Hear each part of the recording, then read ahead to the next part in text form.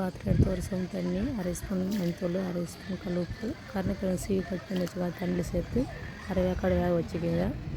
மசாலா அரைக்க ஒரு ஸ்பூனு சோம்பு, இஞ்சி பூண்டு பேஸ்ட்டு, மல்லித்தூள் 1 ஸ்பூனு, சாம்பார் பொடி 1 ஸ்பூனு, தேவையான அளவு உப்பு, மஞ்சள்தூள் அரை ஸ்பூனு இதெல்லாம் போட்டு அரைச்சிட்டுக்குங்க. மசாலா தயிர் இதெல்லாம் கலக்கிக்கலாம்.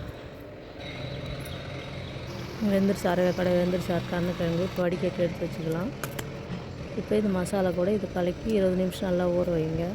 நல்லா கிளறிட்டு நல்லா ஊற வச்சுக்கோங்க.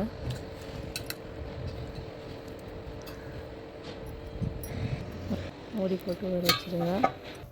இப்போ ஒரு பாத்திரம் வச்சு ஒரு வானல் வச்சுக்கோங்க. எண்ணெய் லேசாக போட்டு கேஸ் ஸ்லோவாக வச்சு வேக வைக்கணும். இப்போ ஒரு பீஸாக எடுத்து வானல் வைங்க.